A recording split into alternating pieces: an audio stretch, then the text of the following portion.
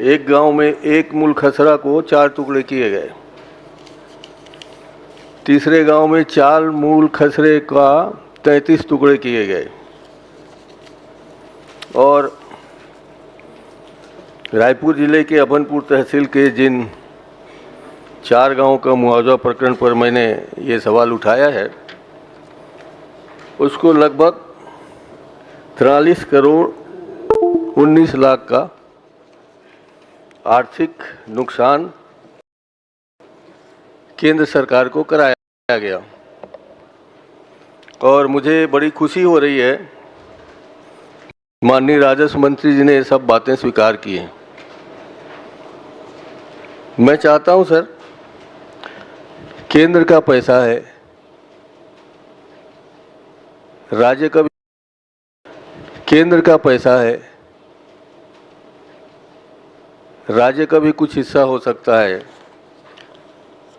अगर इसको हिसाब लगाएं तो पूरे जो भारतमाला के सड़क बन रहे हैं उसमें लगभग, जो अभी जांच में तो मैंने 4 ही गाँवों का पूछा था, अगर बाकी को देखेंगे तो 350 करोड़ से भी ज़्यादा अतिरिक्त भुगतान किया है, जिसे राजस्व मंत्री जी ने स्वीकार किया है, जिसके बारे में शायद 2 अधिकारियों को सस्पेंड कर दिया गया है। तो ये बहुत बड़ा प्रश्न है सर, केंद्र सरकार से संबंधित है। हमारे बहुत सारे इसमें बड़े बड़े अधिकारी शामिल हैं। मुझे कहने में कोई संकोच नहीं है कि दोनों तीनों दल जितने भी हो सकते हैं उसके नेता भी शामिल हो सकते हैं। बहुत बड़ी बात है सर। तो मैं आपसे सिर्फ निवेदन करता हूं कि इसको आप सीबीआई से जांच करा दीजिए। यहाँ बहुत सारे जांच चल ही रहे हैं, ईडी के जांच चल रहे हैं, सीबीआई की जांच चल रहे हैं और कई जांच चल रही है। तो इस भारतमाला प्रकरण को आप सीबीआई से जांच कराने की कृपा करें। मैं माननीय मंत्री जी से अनुरोध करूँगा और माननीय मुख्यमंत्री जी से अनुरोध करूँगा।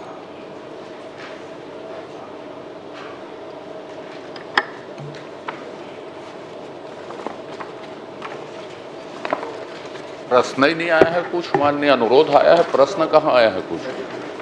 अनुरोध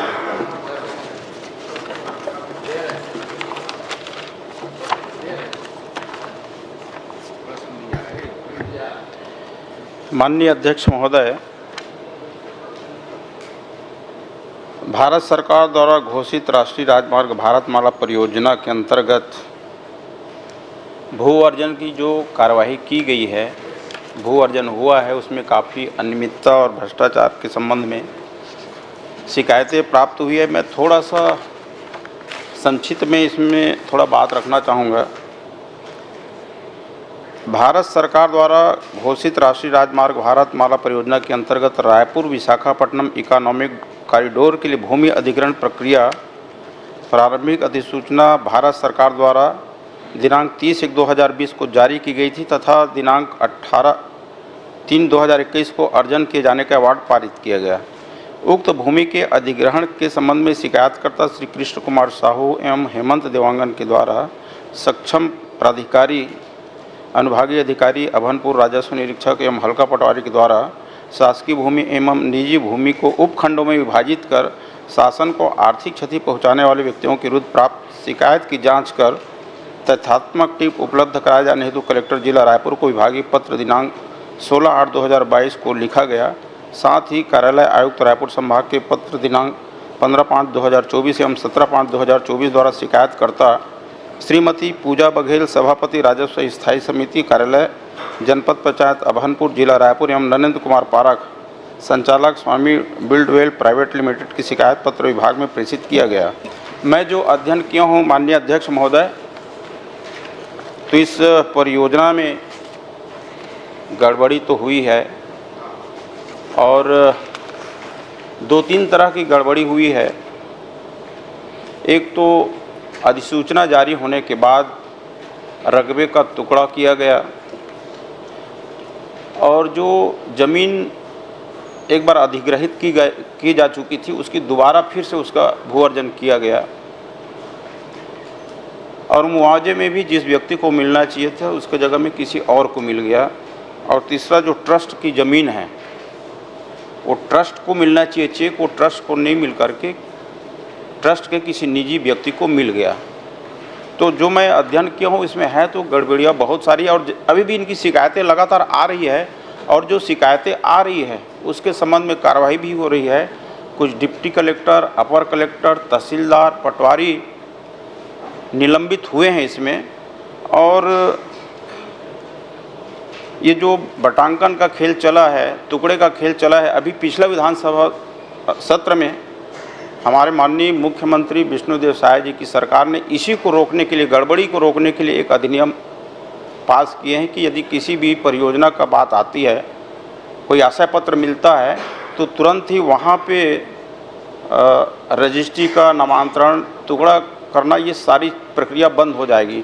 तो इसमें गड़बड़ी तो हुआ है माननीय अध्यक्ष महोदय, और इसमें जांच भी चल रही, कार्रवाई भी हो रही है।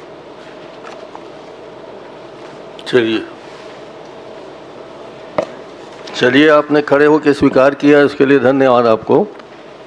ये अभी जो 43 करोड़ 19 लाख का अतिरिक्त भुगतान जो हुआ है सर 6 गाँव में, वो पूरे दुख की बात यह है कि प्रकाशन होने के बाद इसका बंटवारा हुआ।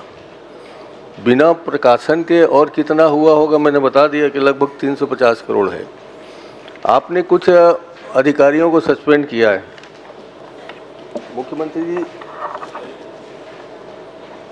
मुख्यमंत्री जी दिखाना चाहता हूँ, आपको भी दिखाना चाहता हूँ सर। ये एक प्रश्न का उत्तर है। ये जब इतनी गड़बड़ी को स्वीकार कर रहे हैं तो मैं सिर्फ 2 ही मांग रख रहा हूँ सर कि जिन जिन अधिकारियों ने ऐसा गड़बड़ किया है, जो मिल रहे हैं सौभाग्य से, उनके खिलाफ FIR दर्ज करके इनको जेल रवाना कर दें। और दूसरा मेरा मांग अभी भी है कि प्रकरण छोटा मोटा नहीं सर, भारत सरकार का मामला है, भारतमाला का मामला है, आपके पुराने, हमारे पुराने प्रधानमंत्री जी के सपने हैं, अभी विष्णुदेव साय जी के सपने हैं। तो इसके लिए आप CBI से जांच कराना स्वीकार कर लीजिए, जांच भी हो जाएगा, आने वाले लोग सतर्क हो जाएंगे और ये नामांतरण का और बंटवारे का काम बंद हो जाएगा। तो मेरा आपसे यही निवेदन है, मुख्यमंत्री जी हैं सौभाग्य से, CBI की जांच वो स्वीकार कर लें, मैं आपसे अनुरोध करता हूँ। बोलिए मंत्री जी।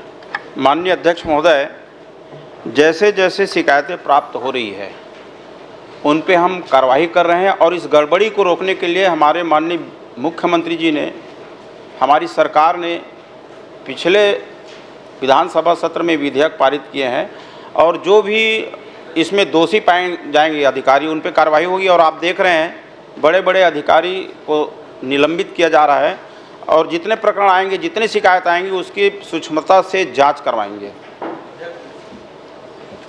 मैं तो कह रहा हूँ निलंबन के बजाय इनके विरुद्ध FIR दर्ज किया जाए। इसमें दिक्कत किस बात की है? हम भी सर राजनीति में 45 साल से हैं, आप भी हैं सर, मुख्यमंत्री जी भी हैं, और सभी हमारे मंत्रीगण, पूर्व मंत्रीगण सब जानते हैं। यहाँ जाल ऐसा है, माया जाल कहिए, चाहे अधिकारियों का जाल कहिए, कहीं ना कहीं से वो जाल को काट के फिर वो निलंबित आदमी फिर आके काम करने लगता है। आप लोग अभी अभी कई प्रकरणों में देखे होंगे, सस्पेंड हो गया, फिर बहाल हो गया, फिर आने के बाद वही कुतर रहा है, पुराने हमारे शरीर को, ज़मीन को, कपड़ों को तार तार करके चला जा रहा है। और हम लोग अगर सचेत नहीं हुए तो लोकतंत्र में अच्छा ये उदाहरण नहीं जाएगा। इसलिए मैं कह रहा हूँ, बड़ी शांति से पूछ रहा हूँ माननीय राजस्व मंत्री जी, बहुत शांति से मैं प्रश्न कर रहा हूँ और हाथ जोड़ के इधर दोनों तरफ निवेदन कर रहा हूँ अध्यक्ष जी से, मुख्यमंत्री जी से, कि मेरा आप ये जांच स्वीकार कर लें। केंद्र सरकार का पैसा है, नरेंद्र मोदी जी का पैसा है, कह लीजिए, डबल इंजन सरकार का है, ट्रिपल इंजन सरकार का है, चारों इंजन सरकार का है, तो जांच कराने में क्या दिक्कत है? मैं तो सिर्फ CBI की जांच मांग कर रहा हूँ।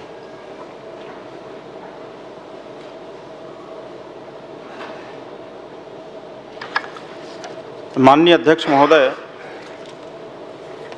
जितने भी तरह के शिकायतें इसमें प्राप्त हो रही है, चाहे वो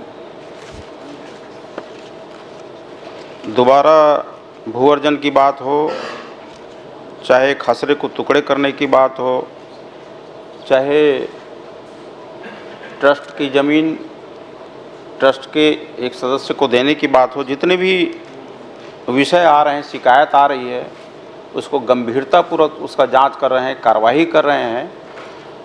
और मैं विश्वास दिलाना चाहता हूं कि इसका सूक्ष्मता से, गहराई से कमिश्नर से इनका हम जांच कराएंगे और किसी को, दोषी व्यक्ति को छोड़ेंगे नहीं। मेरा सवाल आपसे था अध्यक्ष महोदय और माननीय मुख्यमंत्री जी था। मुझे पता है कि सीबीआई का निर्णय मुख्यमंत्री ही लेंगे, आप शायद नहीं ले पाएंगे। तो मैं उनसे निवेदन करता हूं कि वो इस प्रकरण की जांच सीबीआई को सौंपें, ये मेरा निवेदन है। बता दें मुख्यमंत्री जी तो बेहतर होगा।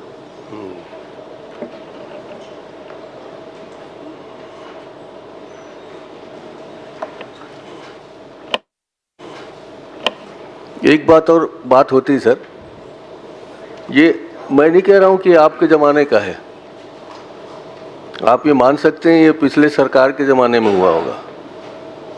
जब मैं खड़े होकर पिछले सरकार के जांच की बात कर रहा हूं, उस समय की घपले की बात कर रहा हूं, तब भी आप तैयार नहीं होंगे। आपका होता तो एक बार बचा लेते। ये तो कब से चल रहा है, थोड़ा गंभीरता सोचिए। और मंत्री जी आप ही सिफारिश करिए कि सीबीआई की जांच हो।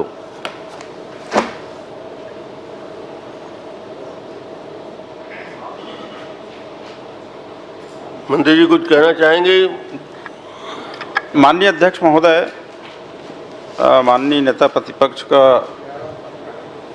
शिकायत गंभीर है और उस गंभीरता को लेते हुए हमने इसमें जांच शुरू किया है, दोषी अधिकारी के विरुद्ध कार्रवाई भी किया है। और मैं विश्वास दिला रहा हूं कि हम जितनी शिकायतें आ रही, एक एक करके उन शिकायतों का हम जांच करेंगे और जो दोषी होगा उसको बख्शा नहीं जाएगा, उनके ऊपर कार्रवाई होगी। ये गंभीर विषय है, इससे राज्य शासन को भी हानि हुई। नहीं, माननीय का प्रश्न एक ही है, एक बिंदु पे अटका हुआ है। विभागीय जांच कराएंगे या इस पूरे प्रकरण को सीबीआई में देने के लिए तैयार हैं? संभाग हाँ नहीं में जवाब दे दीजिए तो आगे बढ़ें। संभागीय आयुक्त से इनकी जांच कराएंगे माननीय अध्यक्ष महोदय, सीबीआई की जरूरत। ठीक है, प्रश्न जवाब आ गया। नहीं सर, मेरा जवाब नहीं आया है। चूंकि मुख्यमंत्री जी यहाँ विराजमान हैं, मैं इनसे एक बार और अनुरोध करना चाहता हूँ कि इसको संज्ञान में लेकर स्वयं सीबीआई की जांच वो घोषित करें, ये मैं निवेदन करता हूँ। कुछ बोलना चाहेंगे?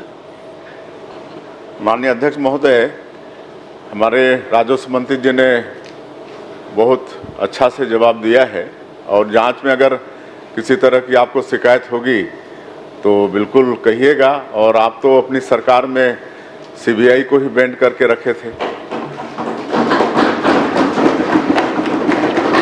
ये बिल्कुल सही बात है सर, आपने सही फरमाया कि हमने अपने कार्यकाल में सीबीआई को बैन रखा है। आपकी कृपा से फिर छत्तीसगढ़ का भाग्य जागा है, आपने सीबीआई को खोल दिया है। तो आपको पुरानी बात हमें याद नहीं रखनी चाहिए। मैं राज्य सरकार की एजेंसी जांच कर रहे हैं सर, और हम इस जांच से बिल्कुल संतुष्ट नहीं हैं। हमें पूरा विश्वास है कुछ दिन बाद वो निलंबित हो जाएगा, खबरें आने लगी हैं।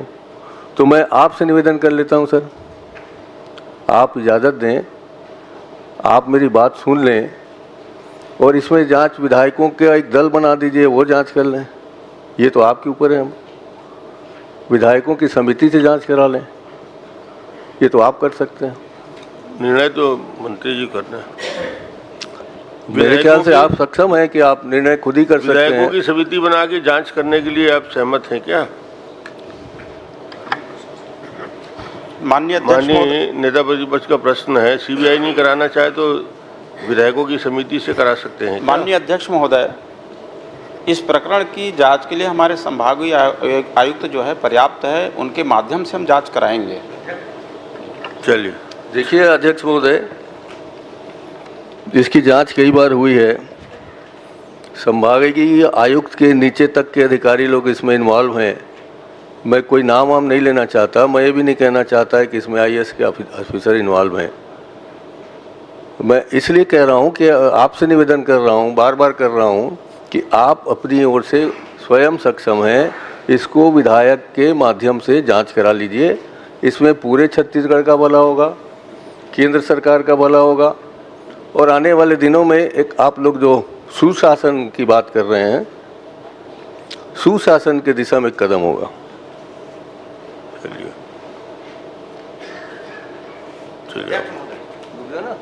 माननीय अध्यक्ष महोदय, मंत्री जी ने कहा कि शिकायतें आ रही हैं, उस पर जांच हो रही है, और जिस तरह से माननीय नेताजी ने कहा कि ये बृहद 300-350 करोड़ का मामला है, तो इसमें आप शिकायतों के आधार पर जांच कर रहे हैं कि इसमें बृहद जांच कराएंगे?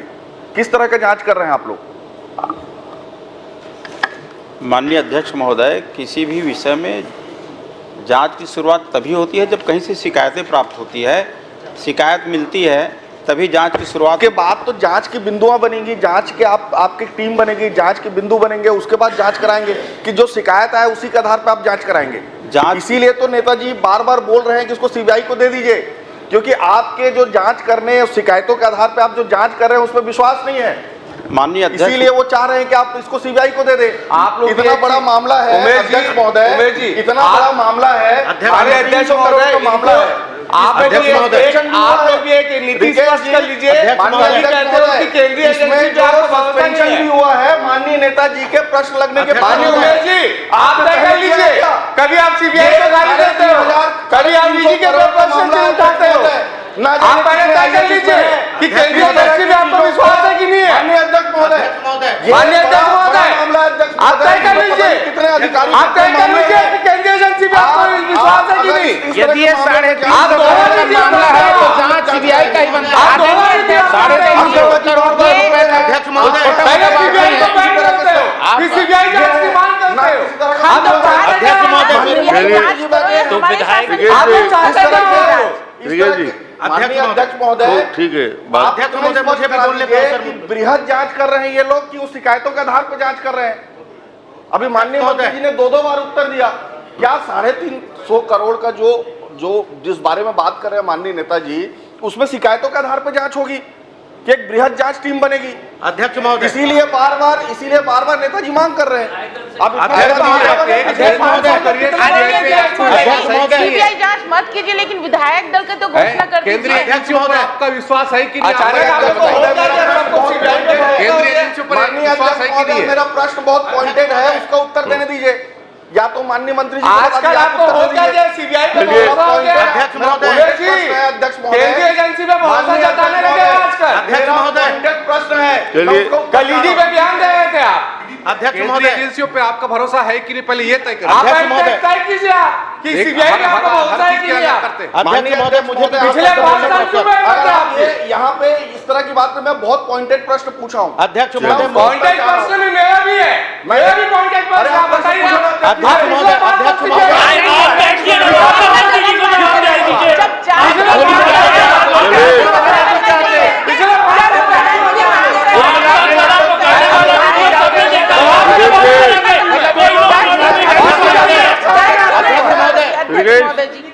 बैठिए आप। अध्यक्ष महोदय, बैठिए बैठिए, चलिए बैठिए।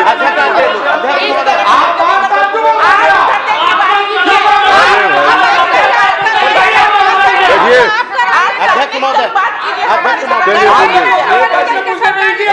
ठीक है, आप बैठिए। प्रश्न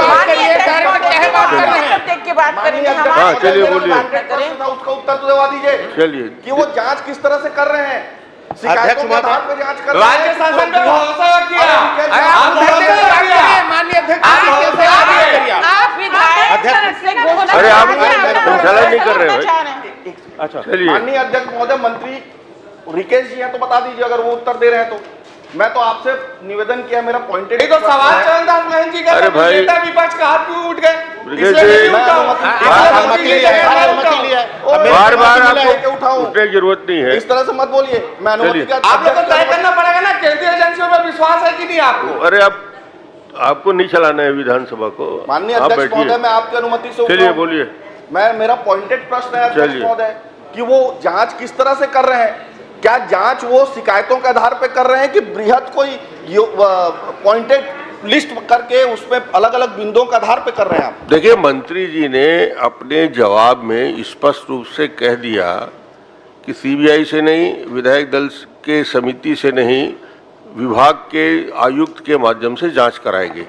तो जब जवाब पूरा आ चुका है अध्यक्ष महोदय, और उन्होंने आपको स्पष्ट कह चुका है अध्यक्ष महोदय, और उसके जांच के रिपोर्ट आने के बाद यदि आपकी असहमति होगी तो आगे देखेंगे। अभी तो उन्होंने उत्तर में ये कहा कि पूरा उत्तर दे दिया है जो देना है उनको। उन्होंने उत्तर में ये कहा कि जांच शिकायतों के आधार पर हो रही है।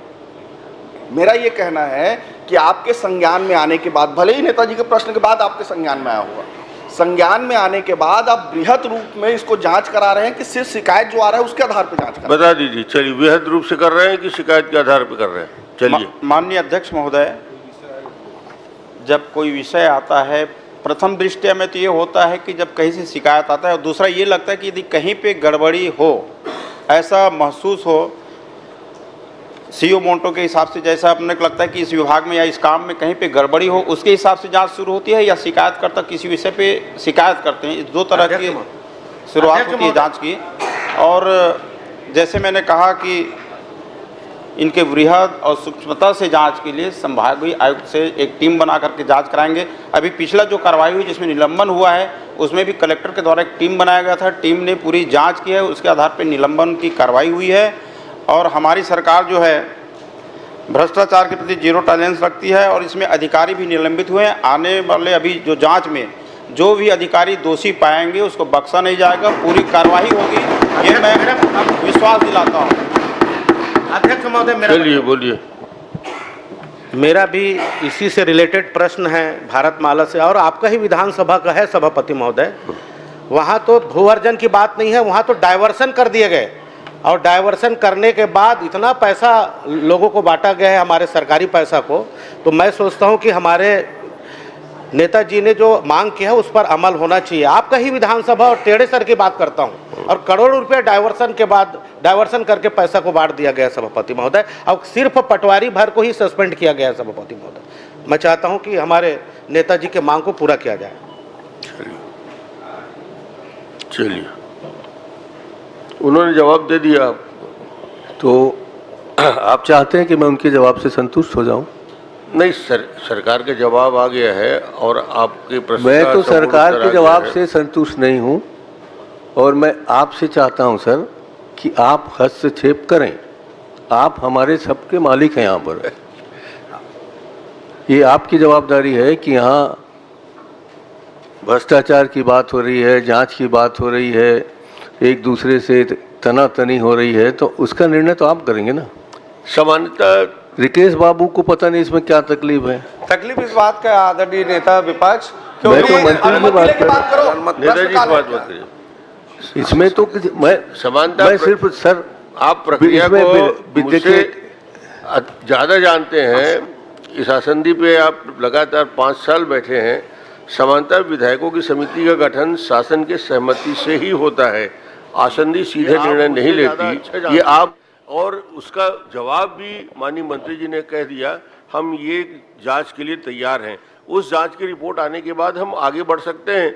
आपको रिपोर्ट आ जाएगा, और उसके बाद आप चाहेंगे तो फिर और दूसरी जांच के लिए आगे बढ़ जाएंगे। देखिए सर, मैं बड़ा निवेदन कर रहा हूँ आपसे, आपकी कृपा से मैं भी वहाँ 5 साल बैठ चुका हूँ, मगर तो आप 15 साल तक मुख्यमंत्री रहे। आपने अपने 15 सालों में कितने भ्रष्टाचारियों को कहाँ कहाँ डाला होगा, कहाँ भेजा होगा जेल में, मैं उस बात को यहाँ नहीं कहना चाहता, मगर सिर्फ ये चाहता हूँ कि यही निर्णय हो जाए। ये हमारा मंदिर है, आप राज्यपाल से भाषण दिलवा रहे हो कि ये तो लोकतंत्र का मंदिर है। उसी लोकतंत्र के मंदिर में मैं घंटी बजा रहा हूँ, आरती कर रहा हूँ, अगरबत्ती जला रहा हूँ। मुझे आप निर्णय दे दीजिए कि विधायकों का दल, विधायकों की समिति इसको जांच करेगी। ये मैं चाहता हूँ। यदि आप भी मुझे निराश करेंगे तो मैं मजबूरी में हाई कोर्ट जाऊँगा, और मैं इस प्रश्न के उत्तर से,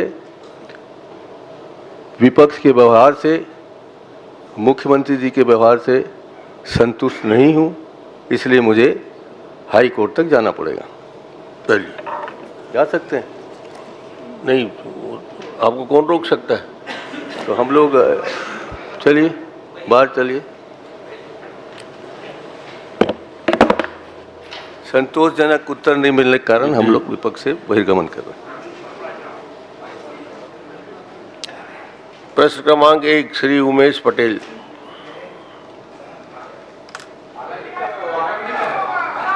आ गया बाहर से आ गया। माननीय अध्यक्ष महोदय, विधानसभा में हमने देखा है कि कई बार मंत्री, और इसी सत्र में और इससे पहले के सत्र में, मंत्रियों के जवाब में विरोधाभास है। अध्यक्ष महोदय,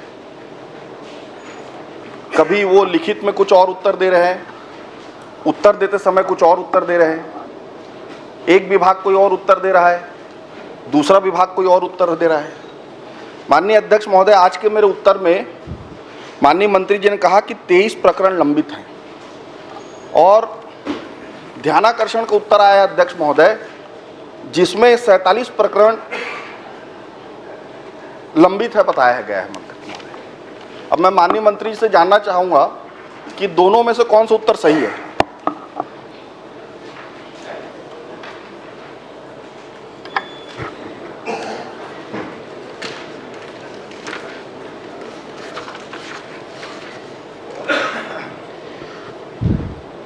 माननीय अध्यक्ष महोदय,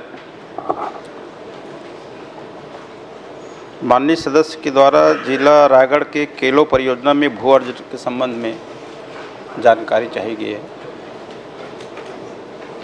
कि कितने मामले किस कारण से लंबित है। माननीय अध्यक्ष महोदय, मैं बताना चाहूँगा कि इस परियोजना में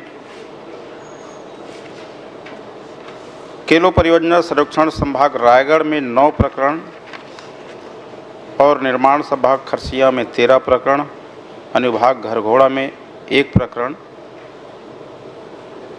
जो ग्राम उज्ज्वलपुर के डुबान प्रभावित रकबा 22.675, इनका प्रकरण जो है टोटल कितने हुआ,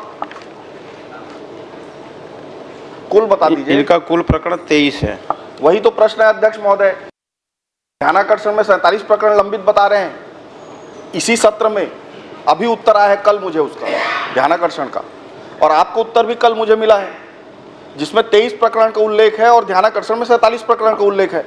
तो आप मुझे बताने की कृपा करें कि दोनों में से कौन सा उत्तर सही है, क्योंकि ये लगातार हो रहा है मंत्रियों के हाथ, इससे कई अलग अलग उत्तर आ रहे हैं। तो आप पहले ये बता दीजिए कि दोनों में कौन सा उत्तर सही है।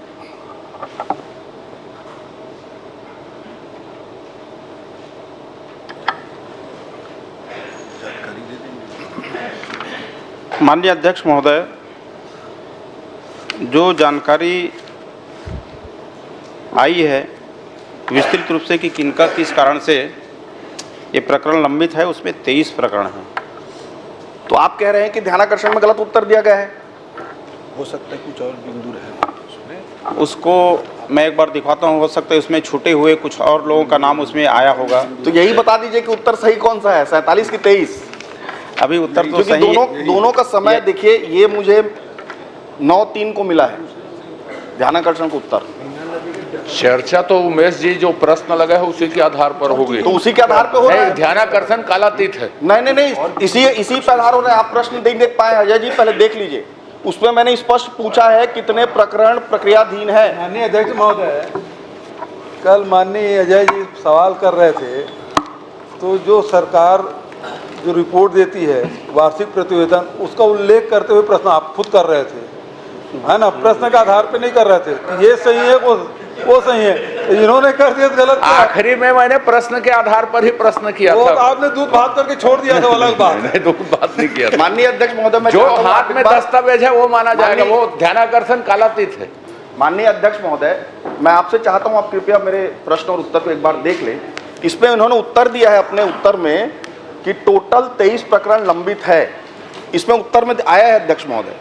और जो मेरे पास ध्यानाकर्षण के जरिए जानकारी आया है उसमें 47 है, इसी विधानसभा के मंत्रियों से ही आया है ये। तो मैं जानना चाहता हूं कि दोनों में से कौन सा उत्तर सही है, ताकि मैं आगे प्रश्न उस हिसाब से कर सकूं। अगर 23 है तो 23 के हिसाब से प्रश्न करूंगा, 47 और 47 के हिसाब से प्रश्न करूंगा। और यह व्यवहार लगातार है अध्यक्ष महोदय। मंत्री जी लिखित में कुछ और देते हैं, उत्तर कुछ और देते हैं, ये कई बार हो रहा है। या तो आप मुझे बता दें कि कौन से उत्तर को लेकर मैं आगे का प्रश्न बनाऊं। माननीय अध्यक्ष महोदय, माननीय सदस्य जो बता रहे हैं कि 47 उसमें जानकारी आई है, हो सकता है उसमें कुछ बिंदु और छूटा हो, किसी कारण से वो बढ़ा हो। एक बार मैं इसका जांच करा लेता हूं, पर अभी जो हमने उत्तर पुस्तिका में जो दिया है 23 प्रकरण, ठीक है, चलिए मैं अब 23 के आधार पे, जो मंत्री जी ने जवाब दिया है उसी पे आप आगे बढ़े। ठीक है, मैं 23 के आधार पे कर रहा हूँ। माननीय अध्यक्ष महोदय, ये लगातार व्यवहार हो रहा है। माननीय अध्यक्ष महोदय, मैं ये जानना चाहता हूं कि केलो परियोजना आज के दिनांक तक कितना प्रतिशत पूर्ण हो चुका है। माननीय अध्यक्ष महोदय, केलो परियोजना लगभग 80% कार्य जो है पूर्ण हो गया है।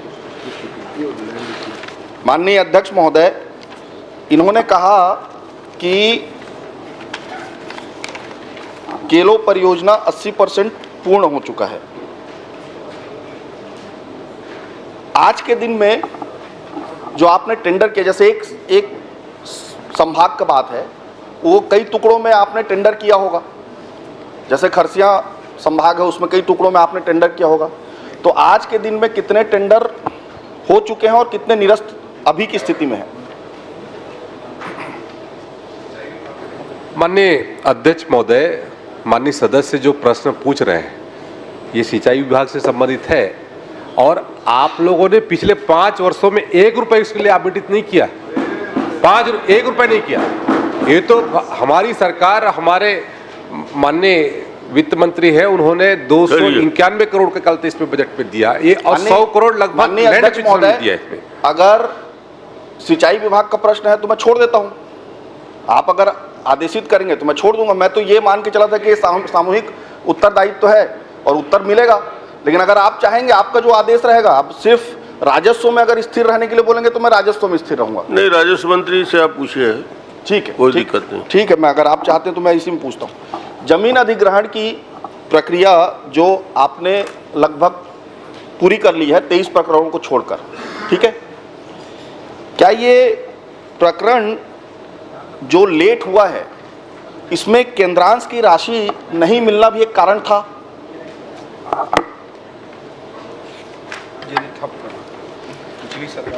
माननीय अध्यक्ष महोदय, ये केलो परियोजना जो है बहुत पुरानी परियोजना है, 2008-9 की परियोजना है,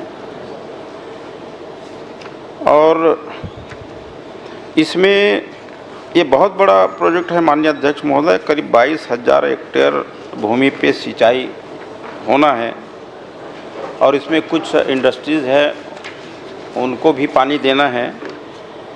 और इस परियोजना में जो 23 प्रकरण लंबित हैं, उन लंबित होने के अलग अलग कारण है। ये भू अर्जन की जो उनकी राशि थी उनसे संतुष्ट नहीं हुए, ये लोग हाई कोर्ट गए थे। हाई कोर्ट के बाद नहीं, मैं सिंपल सा प्रश्न है, केंद्रांश की राशि है या नहीं है? नहीं है तो नहीं है बोल दीजिए, फिर उस हिसाब से मैं दस्तावेज प्रस्तुत करूंगा। अवगत करा दिए।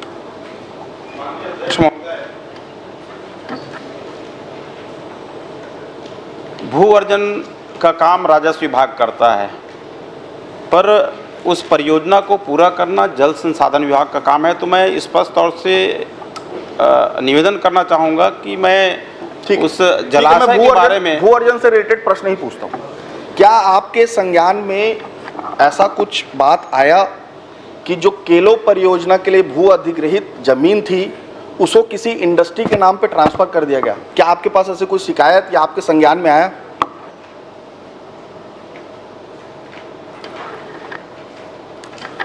माननीय अध्यक्ष महोदय, माननीय सदस्य जो शिकायत बता रहे हैं कि इनका जमीन इंडस्ट्रीज को ट्रांसफ़र कर दिया गया है, ये हमारे पास शिकायत में अभी तक नहीं आया है। ठीक।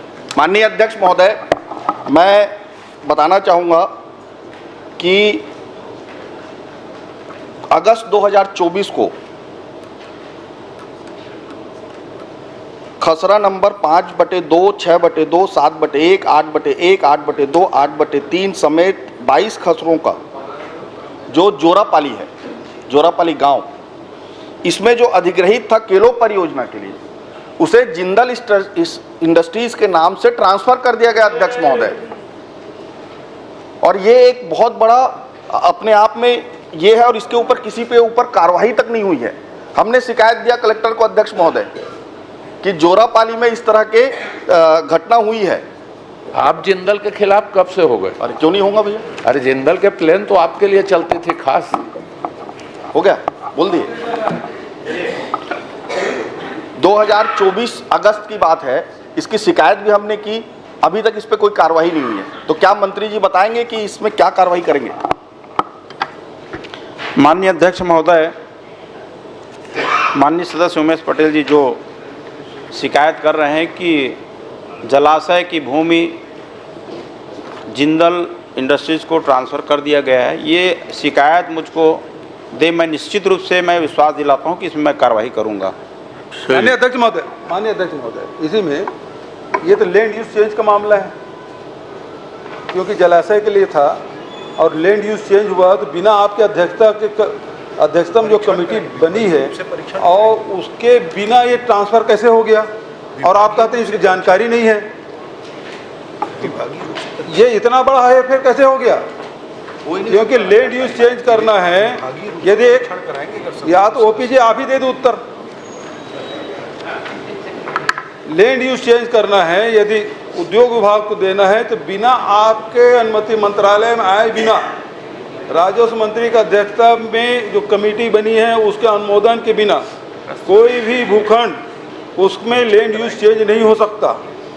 और ये हुआ है तो इसकी जांच कराएंगे क्या विभागीय रूप से? यदि ऐसा हुआ है तो हम विश्वास दिलाते हैं विभागीय रूप से इनका हम जांच कराएंगे। कि ये सीधी बात है अध्यक्ष महोदय, अब जांच कराने की बात कह दी। चूंकि मंत्रिमंडल के माननीय राजस्व मंत्री के अध्यक्षता में कमेटी बनती है, उसकी जांच कोई अधिकारी नहीं कर सकता। तो मैं आपसे निवेदन करना चाहता हूं कि पवित्र सदन के कमेटी से जांच कराएंगे क्या?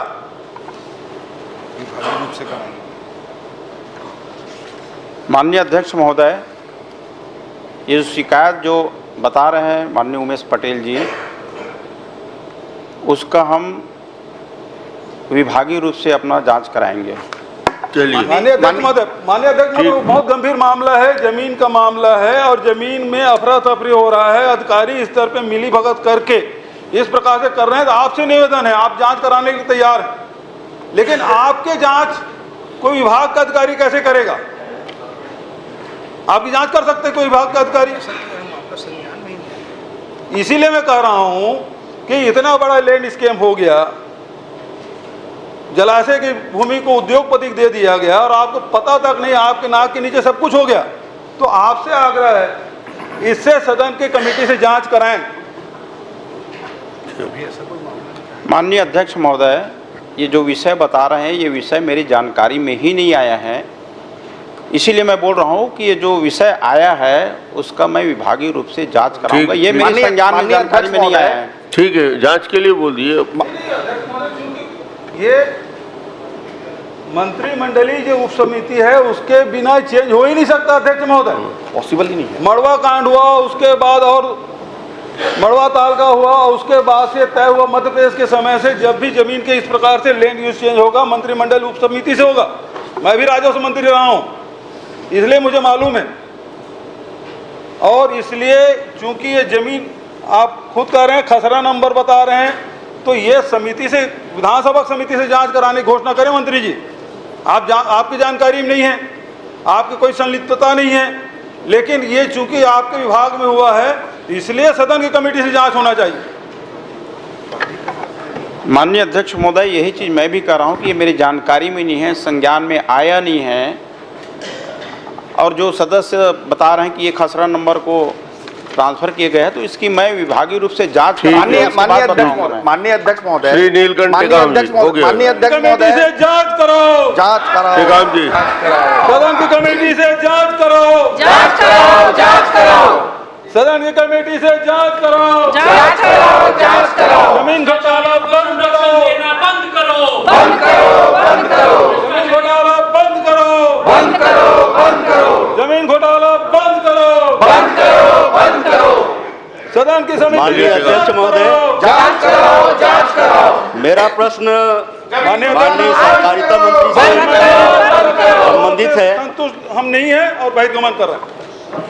और इस घोटाला बंद करो, प्रश्न के बारे में पूरी जानकारी बहुत संतोषजनक तरीके से प्राप्त हो चुकी है। मेरा मात्र 2 प्रश्न इसमें छोटे छोटे से हैं। पहला तो ये कि ये जो योजना है 2018-19 में उन बच्चों के लिए तैयार किया गया था जो प्राइमरी स्कूल में पढ़ते हैं, और कोंडागांव जिले के 100 प्राइमरी स्कूल, 100 प्राइमरी स्कूल जो बॉर्डर इलाके के हैं, वहाँ पर स्काउट गाइड प्रारंभ करने के लिए उन बच्चों को यूनिफॉर्म देने का एक योजना तैयार किया गया था। इसके लिए 20 लाख रुपया डीएमएफ फंड से एक महिला समिति को दी गई थी कि वो वर्दी जो है वो सप्लाई कर दे। लेकिन अलग अलग कारणों से, अलग अलग लाल फीताशाही से और कई तरीके से इस पैसे का बंदर बांट कर लिया गया। जवाब में बताया गया है कि इसकी वसूली के लिए थाना प्रभारी को भी अब चिट्ठी लिख दी गई है। मेरा ये निवेदन है कि हम ई गवर्नेंस की बात कर रहे हैं आज की तारीख में, अगर इस तरह के मामले जिलों में ही संज्ञान में लेकर के निराकरण कर दिया जाए तो हमारी जो माननीय विष्णुदेव सरकार की जो सुशासन है उसका परिणाम आने वालों दिनों में दिख सकता है। दूसरा, मैं ये चाहता हूं कि इस योजना के साथ हम उस इलाके के जो नक्सल प्रभावित क्षेत्र है वहाँ के बच्चों को एक अनुशासन के साथ, माननीय मंत्री जी स्वयं स्काउट गाइड से जुड़े हुए बहुत देश और विदेश तक के यात्रा करके स्काउट गाइड के बारे में जानते हैं। हमारे यहाँ पर राकेश यादव जी बैठे हुए हैं, ये भी स्काउट गाइड के माध्यम से उसके अनुशासन को जानते हैं। तो एक बहुत अच्छी योजना थी। तो मैं निवेदन ये करना चाहूँगा कि इस राशि का उपयोग आने वाले दिनों में जो प्राइमरी स्कूल के बच्चे हैं उनके स्काउट गाइड को उन 100 स्कूलों में प्रारंभ करने के लिए किया जाए। मंत्री जी जवाब दो। माननीय अध्यक्ष महोदय, माननीय सदस्य ने जो जानकारी चाही है, और ये जब उन बच्चों को जो यूनिफॉर्म देने के लिए जो प्रावधान किया गया था उस समय में इनकी सरकार रही और तत्कालीन समय में आप वहाँ के जिलाधीश भी हुआ करते थे और आपके ही पहल से हुआ था, लेकिन किन्हीं कारणों से पूरा नहीं हो पाया। लेकिन आज के स्थिति तक वहाँ पर लगभग जो सप्लाई है वो लगभग 4000 के विरुद्ध में लगभग 3500-3600 लगभग वहाँ पर गड़वे से उनको वितरण किया गया है। लगभग 17,55,000 का 2,45,000 के जो यूनिफॉर्म है वो सप्लाई नहीं हो पाया। तो उसके लिए आगे की कार्रवाई कर रहे हैं अध्यक्ष महोदय, ताकि 100% उनको कहते हैं यूनिफॉर्म गड़वे से उनको दिया जाए। श्री राजेश मुड़त जी, प्रश्न क्रमांक 3। प्रश्न क्रमांक 4 दलेश्वर साहू जी। अध्यक्ष महोदय, मेरा प्रश्न है, संचार प्रणाली में लगने वाले कैरियर, कैबिनेट व उनके स्पेयर के अतिरिक्त सभी उपकरण व सामग्री के खरीदी हेतु खुली निविदा प्रक्रिया का पालन किया गया है। चूँकि कैरियर, कैबिनेट व उनके स्पेयर पूर्व से उपयोग की जा रहे उपकरणों के मूल निर्माता कंपनी से खरीदना तकनीकी कारणों से आवश्यक है और जिसे निविदा के स्थान पर इंक्वायरी जारी कर सामग्री कर खरीदी किया गया है। अध्यक्ष महोदय, तो मेरा प्रश्न है,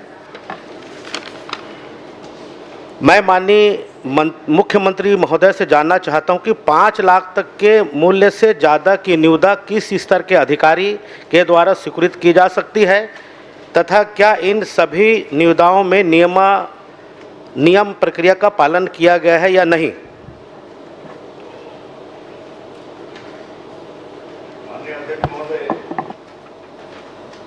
माननीय सदस्य ने जो प्रश्न किया था उसका विस्तार से जवाब दिए हैं।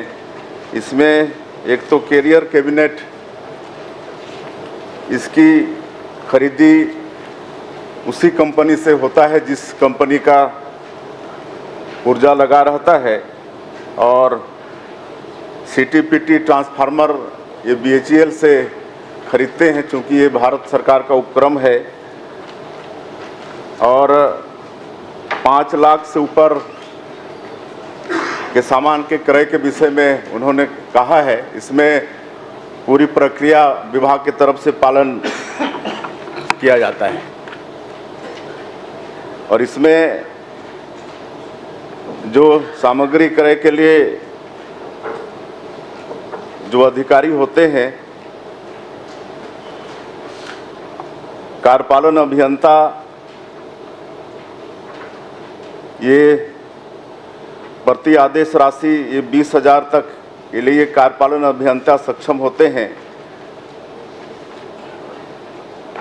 और अधीक्षण अभियंता 50,000 तक की राशि की खरीदी के लिए, मुख्य अभियंता या कार्यपालक निदेशक ये 3 लाख तक की खरीदी के लिए, मुख्य अभियंता भंडार एवं क्रय ये 10 लाख तक की खरीदी के लिए, और मुख्य अभियंता भंडार एवं क्रय सिविल कार्यपालक निदेशक जीएम वित्त के सलाह के साथ ये 50 लाख तक की खरीदी, और प्रबंध निदेशक डायरेक्टर फाइनेंस के सहमति के साथ 2 करोड़, चेयरमैन एमडी और डायरेक्टर फाइनेंस के सहमति के साथ 2 करोड़ से अधिक निविदा में न्यूनतम दर के आधार पर, और बोर्ड ऑफ डायरेक्टर ये लोग फुल सक्षम हैं। निविदा में न्यूनतम के अलावा एकल निविदा में 2 करोड़ से अधिक की खरीदी के लोग सक्षम हैं। मेरा प्रश्न था कि इंक्वायरी जारी कर सामग्री की खरीदी किया जाता है, तो क्या भंडार क्रय नियम इसकी अनुमति देता है? क्या इस उपकरण को एकल निविदा नहीं किया जाना चाहिए? क्या इन सभी उपकरण एवं पार्ट्स जिन्हें केवल उनके मूल कंपनी द्वारा लिया जाना है उसके पास प्रोप्राइटी सर्टिफिकेट होना चाहिए कि नहीं होना चाहिए? ये मैं उत्तर जानना चाहता हूँ। माननीय अध्यक्ष महोदय, हमने जवाब दिया है कि जो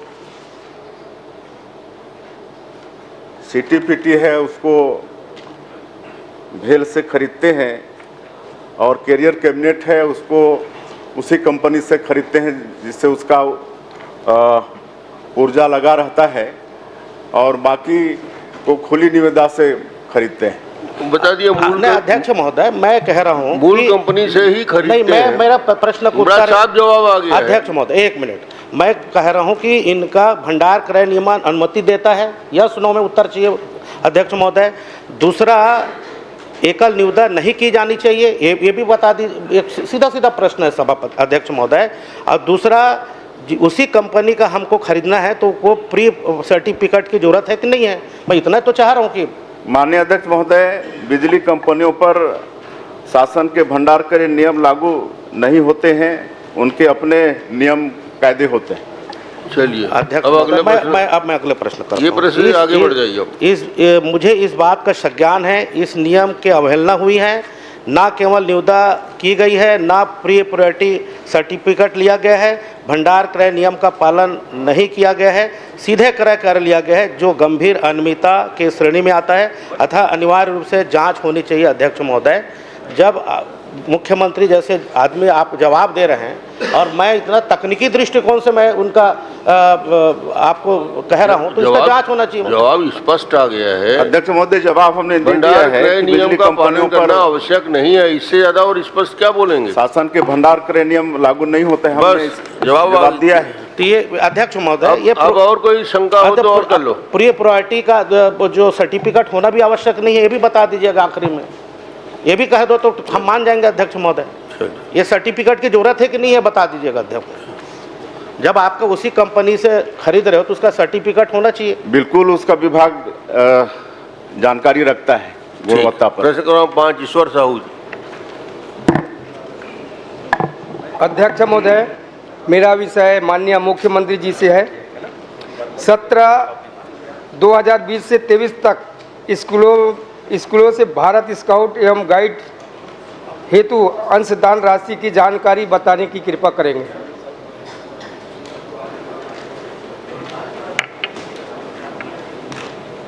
एक बार और बताएंगे।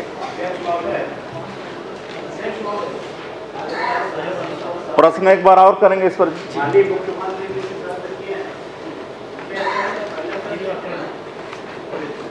मेरा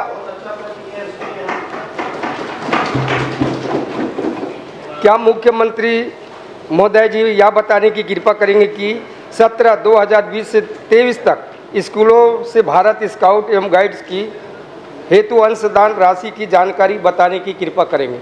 चलिए। माननीय अध्यक्ष महोदय, माननीय सदस्य जी ने बालचर निधि के विषय में पूछा है। मैं इनको बताना चाहूँगा कि वर्ष 2020-21 एवं 21-22 में 13,57,650 रुपया, वर्ष 2021-22 और 22-23 में 13,55,650 रुपया, 22-23 और 23-24 में 13,56,650 रुपया ये निधि संग्रह हुआ है। माननीय मंत्री जी, भारत स्काउट एवं गाइड में अधिकारी कर्मचारी की भर्ती की नियमावली क्या है?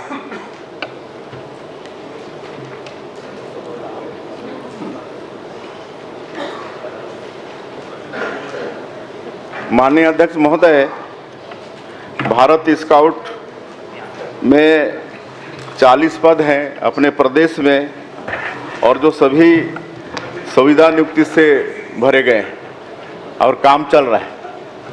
माननीय मंत्री जी, भारत स्काउट एवं गाइड्स का कार्यालय छत्तीसगढ़ में कितने और कहां-कहां है बताने की कृपा करेंगे।